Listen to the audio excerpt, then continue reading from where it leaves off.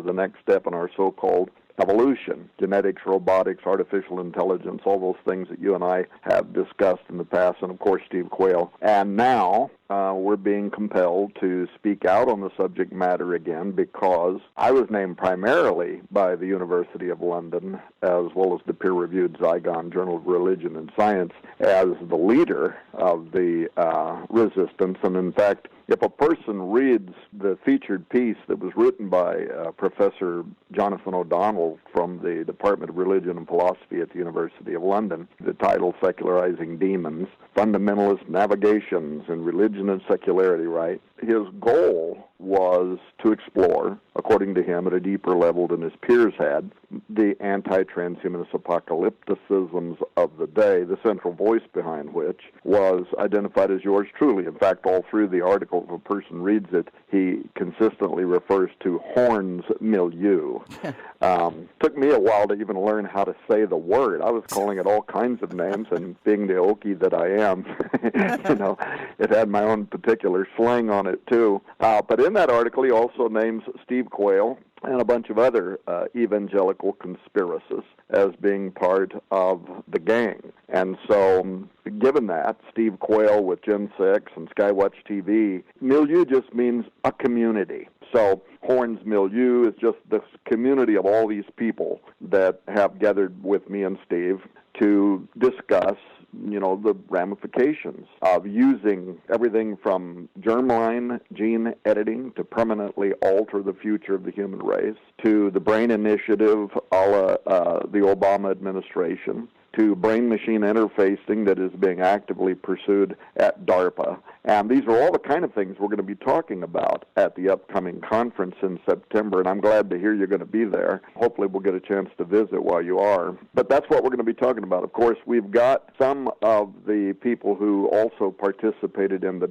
award-winning documentary film Inhuman, especially Hugo de Garis is going to be there and speaking as well. And so it's just, in fact, part of my presentation at the conference is going to be on one of the things that I actually analyze in the milieu, and that is how not long ago this world-renowned AI expert, Dr. David Levy, he gave a lecture to what they called all robot lovers at the Third International Congress on Love and Sex with Robots, right? Isn't it astonishing, the stuff that we're talking about that we couldn't have even imagined 50 years ago? But anyway, at that conference, he said something incredible, and I had to follow up on it to vet whether or not what he was saying was real or was true. And it is true, and the technology is here now, and it involves near-future human-robot offspring. We're talking about literal biological offspring that's actually possible now and will be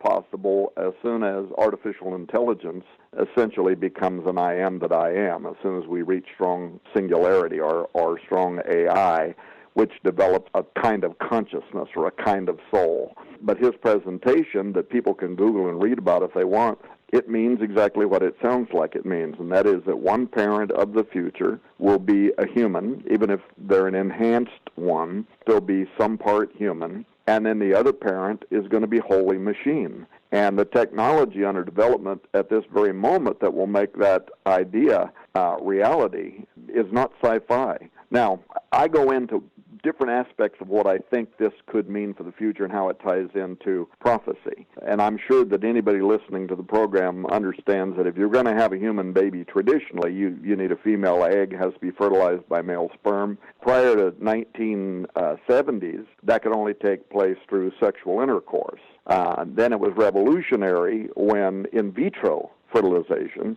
proved that babies could be conceived in a laboratory, but it still required a human female egg and a human male sperm. Within the last few years, though, scientists have discovered that both the sperm and the egg can be created in a laboratory from skin cells. This is called tissue nanotransfection. So you take mature adult cells and they reprogram them to become immature, what they call pluripotent cells, cells that can turn into any other type of tissue. Now, there's a laboratory that led in the last year to the discovery that eggs don't have to be fertilized at all. eggs can actually be tricked into developing into embryos without fertilization. It's called parthenogenesis. And, of course, you're probably familiar with the term parthenogenesis, which essentially means virgin birth, right? Yeah.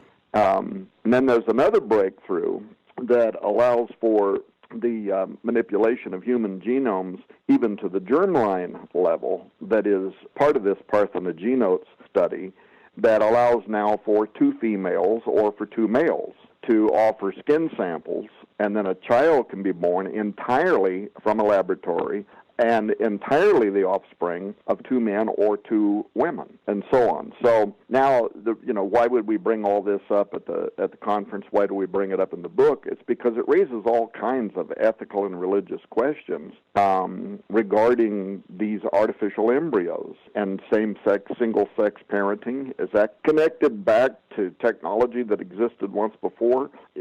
Again, it all sounds mythological, but if you look at a lot of the creatures that are depicted in ancient mythology, many of them are all-female, capable of giving birth to more all-females, the same thing with males. And there are people like Dr. Michael Heiser and Derek Gilbert, who wrote his book, The Great Inception. And his next book, by the way, takes this even further. His next book's going to be called The Last Clash of the Titans. And it's all about the war that is prophesied in the Bible that leads to Armageddon and these unhuman, inhuman military entities that go to war with Jesus Christ. Even the Old Testament talks about how the Lord will go to war with all of the gods and he will be terrible unto them. So a lot of people don't realize that when you're talking about Armageddon and Gog, Magog, that's not talking about Russia. That's talking about the so-called travelers of ancient times, the ones that have the capacity to rise up from the underworld and go to war, and that they're prepared to do that. But so that I don't get off track, so I brought up this subject of how robots and humans of the near future are going to have the capacity to have true biological offspring. And all that's needed to make that happen would be DNA coding that is written by a synthetic artificial intelligence. And then you integrate human DNA and robot DNA. So what Dr. David Levy, who's really probably the top expert in this field,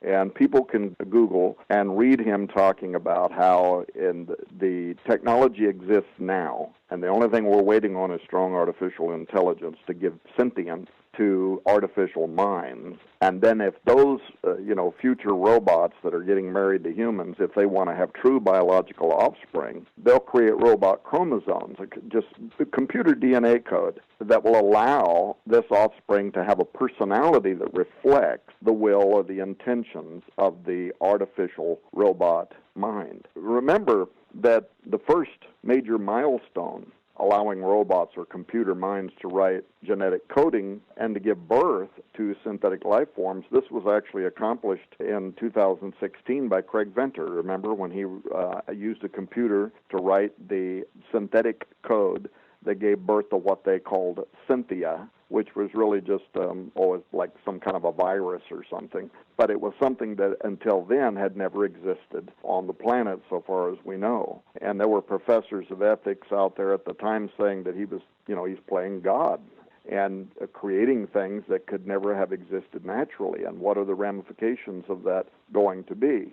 Of course, myself and others in the milieu, which, by the way, you're part of that too. I see you being ragged all the time over the hack newspaper Right Wing Watch, which is a badge of honor, by the way. We'll just keep giving them fuel. Probably since we've raised their name, they'll probably put this one over there too. And they're always taking everybody out of context. It's just ridiculous. But in any case, we're really talking though about the days of Noah and the very substance that Jesus connected to the arrival of Antichrist in Matthew 24:37, when he said, "As it was in the days of Noah." And what happened in the days of Noah? All flesh was corrupted, and that's what we're now talking about again. So one of the big questions that I deal with partly in the milieu, and which I will be dealing with at the Branson conference this year, is going to be, is this kind of transhuman science going to use this kind of technology to give birth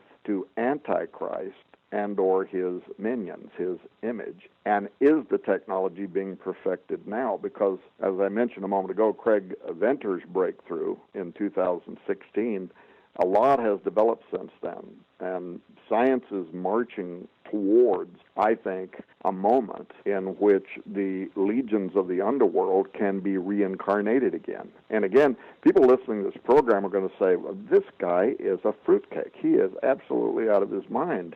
And yet, if you read the book, The Milieu, I guarantee most people will come out of it with their jaws dropped, realizing that we are about to give birth to something. Children of the gods, call them what you want, infilled by synthetic spirits or possessed, literally the first fruits of revelation. Entities born not in God's image and therefore his imager, but in the image of the Antichrist. And that's basically what it says. They have power to give life unto the image of the beast.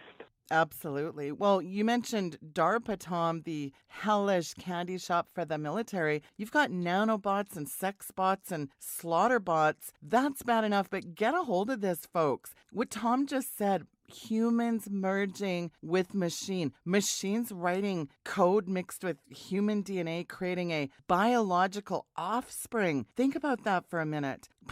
That's a whole lot like the non-sanctioned hybrid creations that God wiped out. And when you're creating these two-way neural pathways, Tom, think about that. You have ear gates and eye gates. It's bad enough, Tom, that Alexa's demonized. It comes on by itself and cackles in demonic gibberish.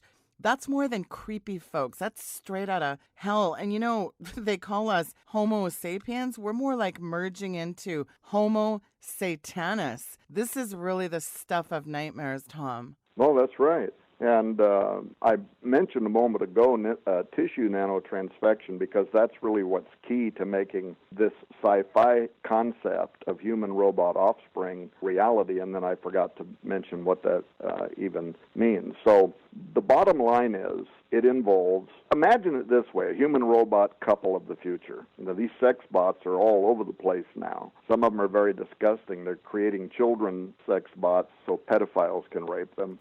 They're trying to make that illegal through legislation here in the United States, but the different houses of ill repute with robots in places like Europe and other places of the world, they've basically got waiting lines. And I read one of the guys that owns one of these brothels, robot brothels, where he said, you can't believe the inhumanity when you watch what these people are doing with these sex robots, you know, playing out their fantasies. But the intelligence among the robots is getting more and more, and once strong artificial intelligence comes online, which I believe it will within a decade, then you will have sentient robots that will have the potential to marry humans and produce human-robot biological offspring using AI-generated DNA sequencing that'll be implanted into a human mother or other human biological matter, such as sperm and eggs from skin cells that I mentioned a little bit ago. And even though it sounds very complicated, it's actually fairly simple.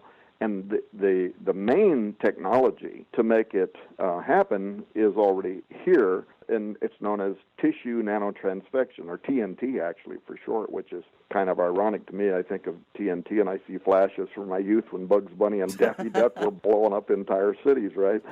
But the motive for perfecting TNT technology was not related to creating human offspring. It was rather a technology that was developed where they can take the mature skin cells of an individual and turn them into any other kind of tissue, including blood vessels or nerve cells, even entire organs. And the purpose of it was, of course, to maybe save the lives of car crash victims or injured soldiers, to restore brain function to people after having a stroke, that kind of thing.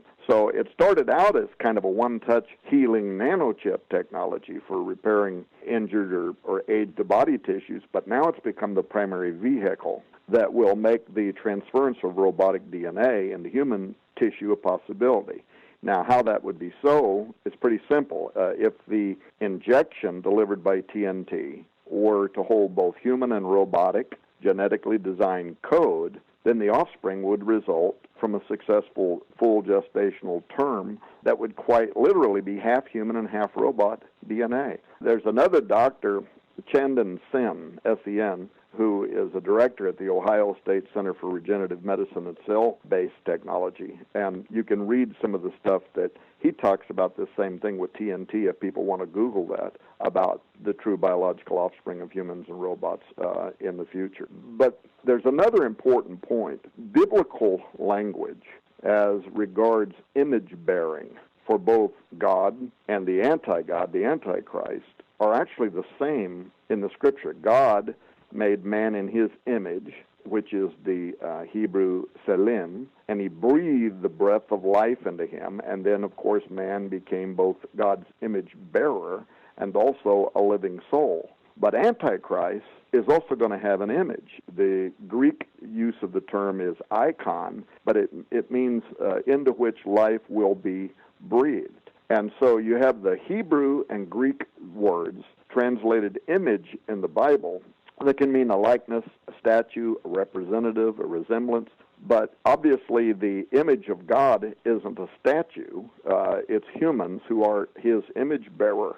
The same thing is true of Antichrist. We're not talking about simulacrums. Just as mankind is the image bearer for God, Revelation 13 confirms that life, pneuma, the ancient Greek word for breath, spirit, or soul, is going to enter the image bearer of the beast. And so you have this animating power source that is going to give life to the beast's image that's foreign to the breath that God blew into Adam. In other words, we're talking about anti-breath for anti-human offspring of Antichrist. And all of this, of course, harkens back to science that was employed by the Watchers when the Nephilim became the fit extensions for non-human, unclean spirits housed in unredeemable giant clans. So this, I think, signifies our nearness to the fulfillment of Matthew 24:37, and could even fortify the image of the beast as kind of the first fruit of many, clone things, something, literally the impure fountainhead of those hordes that are described as encircling earth in the latter days, born of Antichrist or accompanying Antichrist. And by the way, Antichrist himself could be a genetically modified man. So the sciences that are warned about in the milieu may actually directly be associated with the coming of the man of sin himself. Right. Well, that's really all where this is really leading. And I've done a lot of historical studying of the 19th and 20th century. You look at selective human breeding, known as eugenics, seeking to what? Improve overall human genetic qualities. Look what happened under Hitler, under the banner of racial hygiene. Yeah, right. Forget weeding out inferior human bloodlines like the Lebensborn, the backbreeding to the Nephilim. But Tom, when you have this transhumanist goal of using what we have now. We didn't have this kind of advanced technology back in Hitler's day. They would have salivated at the advanced biotech, the nanotech, the cybernetics, the mind interfacing. When you're creating these ubermen, these supermen, that really takes eugenics to a whole other level. Yeah, I mean, transhumanism is called a modern eugenics. And now, of course, I mean, if you could imagine what Hitler could have been able to do had he had the science that we have today, because with, the eugenics of the early 19th century, you're talking about selective breeding. And that's why, of course, Hitler selectively persecuted the Jewish race, because he thought they were inferior and was trying to stamp them out, put them to death, create his new blonde-haired, blue-eyed Aryan super race, which ultimately, of course, he thought would lead to the Ubermensch, the Superman, which we, of course, would connect to the Nephilim of old days, where fallen angels came down in the days of Jared and involved themselves with human females and gave birth to what Heiser calls the giant clans.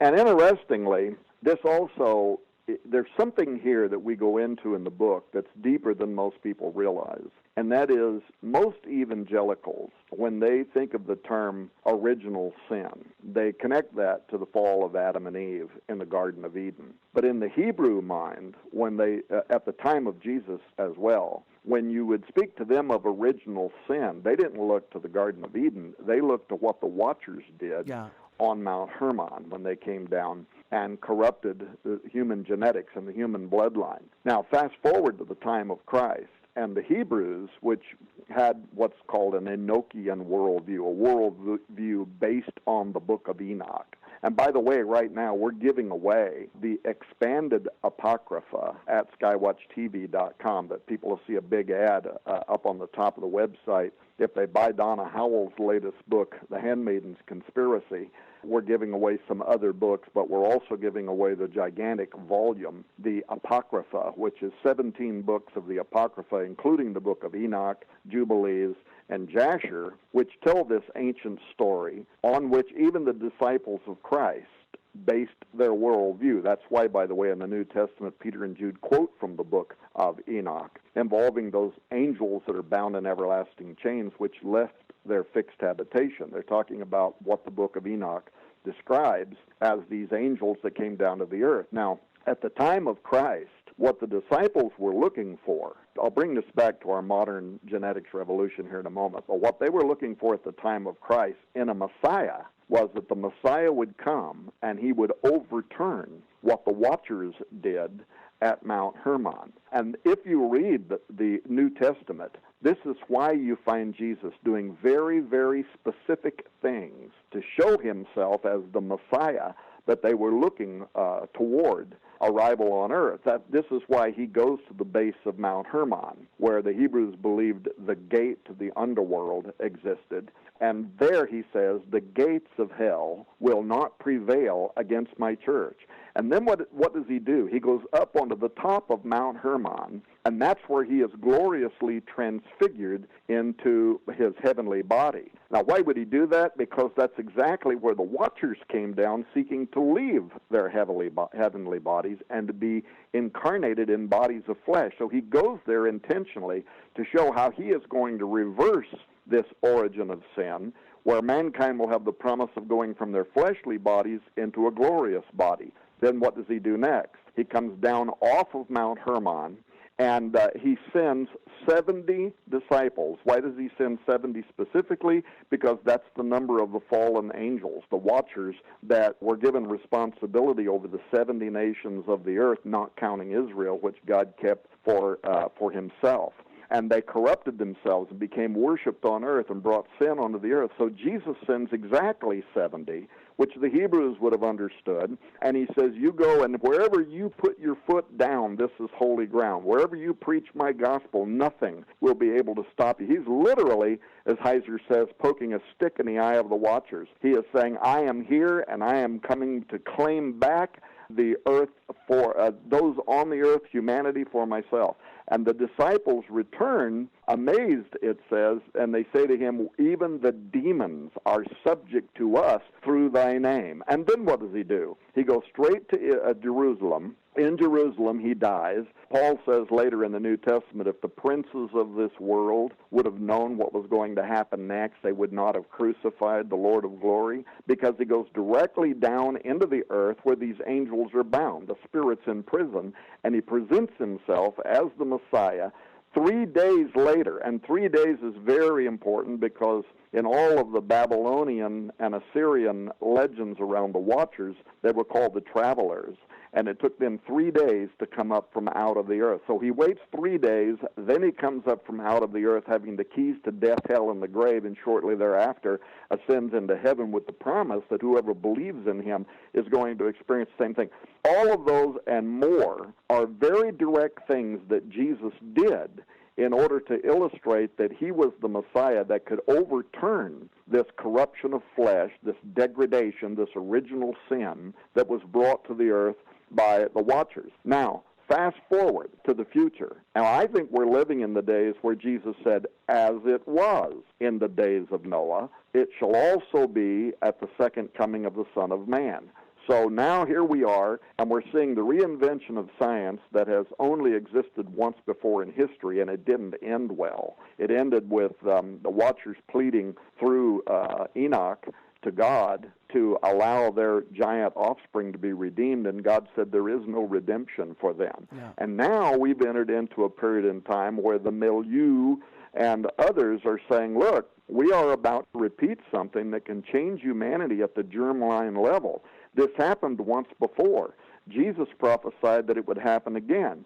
But of course, with all of this ultimately is leading to the Battle of Armageddon, which both Derek Gilbert and Mike Heiser have masterfully illustrated. And if you haven't interviewed them on this, Sheila, I recommend that you do sometime. They illustrate in their works that Armageddon's not going to be fought there in that little area known as Megiddo, but rather Armageddon is going to be fought between these two mountains, the Mount Hermon and the mount where the temple is today, God's holy place of assembly. And it's going to be once again the forces of Jesus Christ finally obliterating the forces that are going to come up from out of the earth that are part of this resurrection of the hordes of Antichrist and the Watchers. And that final conflict is going to be fought where blood will flow to a horse's bridle, and that will be the ultimate end of what the angels started there. But what we're seeing is how this is connected right now, I think, to what's going on in the genetics revolution, biotechnology, transhumanist aspirations, and so on. And isn't it interesting, Sheila, that even the transhumanists couched this in religious language? Yeah. They're going to have immortality. They're going to become demigods, right? They couch it in the same kind of language that the deceiver first deceived mankind with, shall you not become as gods, right? Knowing good and evil. Isn't it interesting? And especially, Tom, these transhumanism, as you just said, the degradation of sin. We are fundamentally flawed, yet they don't acknowledge the curse. They don't want to go to Jesus for salvation because this whole mechanized act of salvation, it's like, well, no, this is salvation on our terms. When you have a clever mix of Darwinian evolutionary futurism and part hypothesis, part immortality, part theosophy, part science, you mash it all together saying, well, because Christ raised himself from the dead. Yeah, never mind about that. We can do that, and even better. I mean, we'll use science to do that. That is really amazing. They'll reject the one answer to the curse, Jesus' finished work on the cross. Nothing to see here, right? Yeah, there's another thing. This whole idea about the bridge between transhumanist philosophy, and of course there are even Christian transhumanist organizations now, the belief that somehow we're going to become co-creators with God, and it's our responsibility to help man enter into the next evolution that God set into motion. There's a whole chapter in the book The Milieu in which I talk about how the Vatican now, and in very recent days, has began imagining a pro-transhumanist milieu of its own. Yeah. And people can Google this and read about how in November 2017, the Vatican hosted a pontifical council for culture, and they brought together this, what they call a plenary assembly, that was discussing the future of humanity, new challenges to anthropology. And it included these top-level scientists and cardinals, as well as bishops from around the world, that came together to deliberate on changing attitudes about using new and emerging fields of science, gene editing, robotics, artificial intelligence, and all of that, and other powerful technologies, to modify now what it means to be a human. And if you go, I've read the entire paper, where at the outset of the council they state that the general aim of the plenary is just to open up a dialogue about the future of humanity. And they do that, and then all these different topics were discussed, raised over what interdisciplinary approach could help the church avoid what they called a technocratic paradigm that makes the methods and aims of science and technology the exclusive paradigm that shapes the lives of individuals and so on. I got the paper in front of me, and I'm just looking at some of the words. But anyway, anybody can Google and read the Vatican's discussion. But what they'll find is it very quickly took on this very pro-transhumanist approach regarding the compatibility between the aspirations of transhumanism and then the Church's traditional Catholic Christian theology. And what they say is that because a universally accepted model for creation, for nature, is not agreed on any longer, not by churchmen, not by scientists, that a vision of mankind being redesigned through applied sciences is one that the church is going to have to address. And so that's what the plenary was all about, raising all these questions involving speciation and whether modified humans would be even considered to be Homo sapiens. And so they talk about all these inadequacies, inequalities, things that could develop between near-future enhanced and unenhanced people, entities.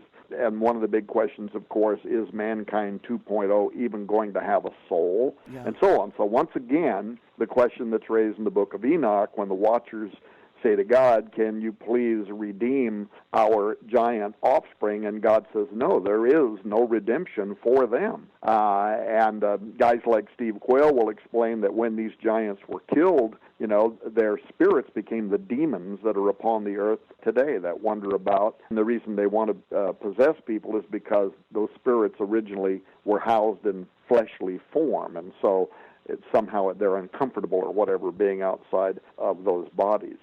One of the things that was of huge interest to me with the Vatican's plenary, and that I write about in the book The Milieu, and quote some of their work, was what was the guiding world view that was steering the Vatican's attendees on all these heady matters. And what came to light during the assembly was they unanimously approved a petition to be sent to Pope Francis requesting that the admonitums of a warning that's issued by the Congregation for the Doctrine of Faith in Catholicism, a warning that was issued against the teachings of Pierre Teilhard de Chardin, and they asked that that be removed. And then currently now there's an appeal to the Pope from the Council, and it discusses how what they called the seminal thoughts of the Jesuit Father Pierre Teilhard de Chardin illustrated that he was an eminent spiritual thinker and that it influenced the majority considerations throughout the plenary that was discussing the future of humanity and enhanced mankind and the transhumanist philosophies and so on. So what you learn by reading all of their paperwork is that Chardin, who believed that all of mankind is moving towards what he called the omega point. I'm sure you're familiar with all of this. Yeah. But ultimately, he believed in Darwinian evolution and that someday the day would come in which we would have the application of human-enhancing technologies that would allow us to move to our ultimate state. And eventually, of course, we're all going to become a giant part of a galactic hive, something like the Borg or something, if you will. Now, I bring all this up because most Protestant and evangelical leaders remain uninformed on the goals of transhumanism and how Chardin was actually the original transhumanist, according to even a lot of their own transhumanist papers, doctrines, and how the plenary combined the teachings of Chardin with what they called I forget what the term is, but it means Christian eschatology, the study of end times events, the ultimate destiny of humanity. And the plenary, their recommendations back to the current Pope Francis, combines human-modifying technology and the transhuman worldview of Chardin to define what they believe the future of humanity is going to become. So it's very eyebrow-raising, especially when you understand that they want the warning, the monitum, against Chardin to be removed by this Pope. And the majority of the people in the plenary wrote a paper, and all of them as signatories, recommending that the Pope remove the warnings against his teaching and embrace the idea that indeed we are now entering into a period in time in which mankind is going to become the product of Chardin's omega point. That's stunning because Chardin wrote The Divine Milieu back in 1960. Right. And in that book, he makes a really interesting statement. He says, all the communions of a lifetime are but one communion. And of course, this was parroted by Pope Benedict XVI, Ratzinger, others, the spirit of the liturgy, which contains some of the themes about this turning the earth into a living host, this hive. It's frightening that you have top members of the Catholic Church, which is evident in this plenary, throwing their weight behind this movement of not just modifying what it means to be man, but modifying salvation itself. That right there is stunning. It really is, and you mentioned Pope Benedict, and a lot of Roman Catholics don't know that Emeritus Pope Benedict was a Chardinian mystic of the highest order. Yeah. His own book, Credo for Today, What Christians Believe, which was published in 2009, he follows the lead of Chardin and states unequivocally that a belief in creationism, the way that evangelicals might think of that, is baloney, to put it kindly, and that it actually contradicts the idea of evolution and is untenable. Yeah, and by the way, since then, Pope Francis has also spoken favorably of Chardin. So that part I found to be quite interesting, disturbing, actually, that you have leaders of what is considered to be the most powerful Christian organization in the world meeting in a plenary to discuss the future of enhanced humanity and endorsing the likes of Chardin. And of course, we've read more and more about this anyway over the last few years. Many of the leading thinkers for the Vatican endorsing Darwinian evolution. It's really become an accepted norm. And so then, if you think of it that way, it makes a great deal of sense that we would imagine using technology now, not just for therapeutic purposes. And by the way, I don't have a problem with a lot that falls kind of under the big umbrella of transhumanism if we're talking about being able to give people that have lost limbs a prosthetic leg or a high-tech prosthetic arm or high-tech wheelchairs or other kinds of things that could help people in that way. I laugh now and I tell my family I've become a transhumanist because I had a quickly developing cataract in one of my eyes this last year. And when I went in to get a lens replacement, they said now we have these new lenses that can actually return your eyesight to better than 20/20 vision. So I got one of these new lenses and I got like 16/20, actually better than perfect eyesight now. Wow. In that eye, and don't have to wear glasses after I wore glasses for 20-some plus years.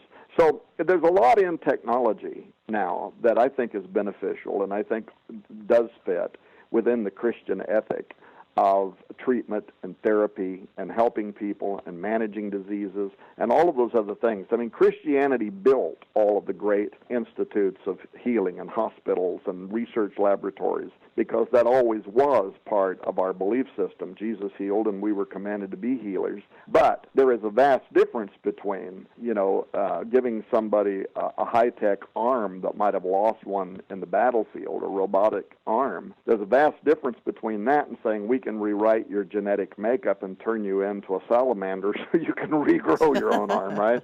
There's a lot of difference between the two. Well, exactly. But we're not just talking about editing genes here. We're talking about editing genetic coding. And yet the church is staggeringly silent on all this. It is absolutely crickets. And I'll never forget you said on a show with David Langford and Steve Quayle, it was on one of my shows, you said this and I'll never forget it. If your grandpa was ever brought back into today's society, he would run out of the church screaming with probably all the doctrines of devils and the demons. So you combine a barely recognizable church today with no one will stand up and speak out against this stuff and the political correctness. But now we're talking about the dawn of a new religion, putting salvation in our own hands. That whole coalescence is incredibly frightening. And Tom, as a pastor of over 25 years, that's got to absolutely floor you. It all floors me, and it's why I can't seem to put it down. I mean, by the way, the reason why the professor there at the University of London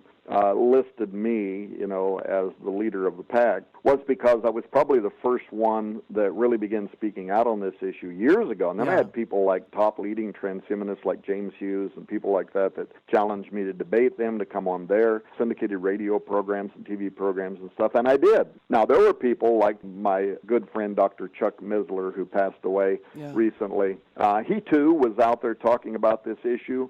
But because the transhumanists targeted me, then that kind of pulled me over, I think, into a lot of their camps because I was talking about the dangers of bioenhanced humans and all, these unique cognitive abilities that they're celebrating, brain-machine interfacing. It was Dr. Misler who pointed out at the Strategic Perspectives Conference a few years ago. I spoke there and he spoke there, and we both spoke on the entering into the hybrid age. But it was he that was saying, he was explaining how brain-machine interfacing is going to work and how in the future you'll have artificial intelligence that will be interacting with human brains. We'll wear these helmets on our head. If you're in the military, you'll be able to control objects by thought alone and all that. But he was making the point that, and when you started this program, you mentioned the ear gate, the eye gate. He was making the point that whenever you interface your brain in the future with these artificial intelligence systems, this is not a one-way portal. You've actually created a two-way pathway of interacting with an AI. And what if these artificial systems become possessed? What if there's an invisible entity that's somehow operating? And by the way, I think that's more than likely a large part of the new book, The Milieu, deals with this idea that strong artificial intelligence was the book of Revelation's way of saying, and they had power to give life unto the image of the beast. That's literally talking about a synthetic creation that comes to life, that becomes an I am that I am. And that's, whether it's Kurzweil or whoever it is, when they talk about strong artificial intelligence, they talk about that moment when this AI is going to come online, a consciousness. And Hugo de Garis, who's going to be speaking at our conference in Branson, he basically wrote the book on this. He actually wrote the book called The Artilect War, in which he believes that the moment strong AI comes online, it's going to lead to an Armageddon-like battle, a gigadeath, in which literally billions of people are going to perish as a result of this strong artificial intelligence. And Hugo is qualified to talk about this. He led